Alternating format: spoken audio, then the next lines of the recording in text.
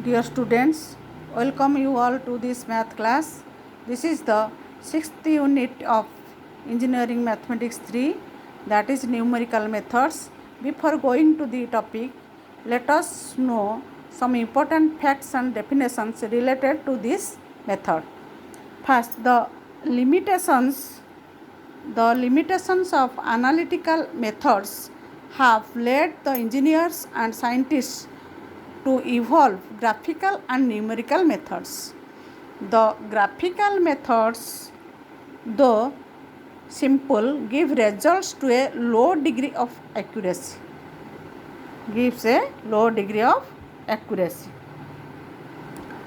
Numerical methods are often of a repetitive nature and are more accurate. These consist in repeated execution of the same process where at each step the result of the preceding step is used. This is known as iteration process and is repeated till the result is obtained to a desired degree of accuracy. In this chapter, we shall discuss some numerical methods for the solution of algebraic and transcendental equations. But your syllabus consists of only the solution of algebraic equations, numerical methods for the solution of algebraic equations. Let us know what is algebraic equation. The statement of the equality of two expressions formulated by applying to a set of variables the algebraic operations, namely addition, subtraction, multiplication, division, raising to a power and extraction of a root. For example, x cube plus 1 equal to 0. So this implies x cube minus 1. Another example is x cube minus 1 divided by x minus 1 is equal to 0. These are algebraic equations. What is transcendental equation? An equation which contains polynomials, trigonometric functions, logarithmic functions, exponential functions, etc. is called a transcendental equation. For example, tan x minus e to the power by x is equal to 0. Sin x minus x into e to the power of 2x is equal to 0. X into e to the power of x is equal to cos x. These are the transcendental equations. But in your syllabus, we have to solve the numerical method. You have to find the numerical methods for the solution of algebraic equations. This is 6.1. Next is 6.2. The unit.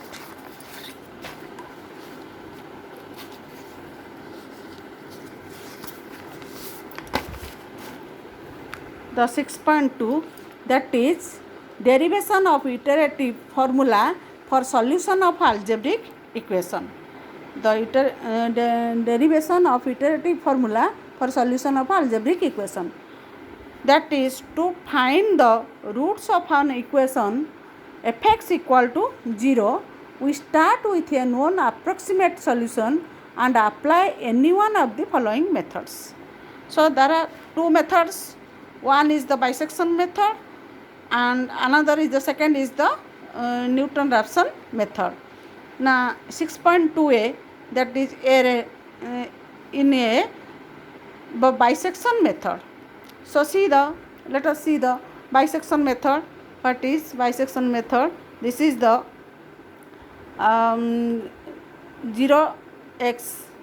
This is the x-axis and this is the y-axis. This is the origin and this is the graph. Y is equal to f(x). So this method consists of locating the root of the equations f(x) equal to 0 between small a and small b. So bisection method is What is bisection method? And this method consists in locating the root of the equation fx equal to 0 between a and b. If fx is continuous between a and b, then fa and fb are of opposite signs. Then there is a root between a and b. See this figure 1. So this is the curve y is equal to fx, and this is x1, this point is x1, and this point is x2, and this is a and this is b on the x-axis. So this is the point a and this is b. So if fx is continuous between a and b, then fa and fb are of opposite signs. So y is equal to if x is equal to a, then y is equal to fa, and if x is equal to b, then y is equal to fb. So if fx is continuous between a and b, then fa and fb are of opposite signs. Then there is a root between a and b. So a, b are 2 points. So there is a root between this interval a, b. So there is a root between a and b. For definiteness, let fa be negative and fb be positive. Then first approximation to the root is x1 is equal to half a plus b divided by 2.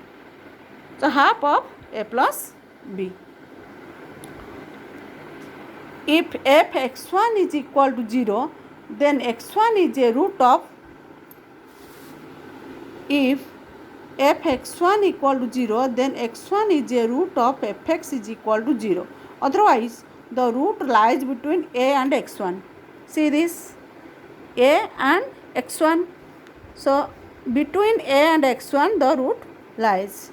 If fx1 is equal to 0, then x1 is a root of fx is equal to 0.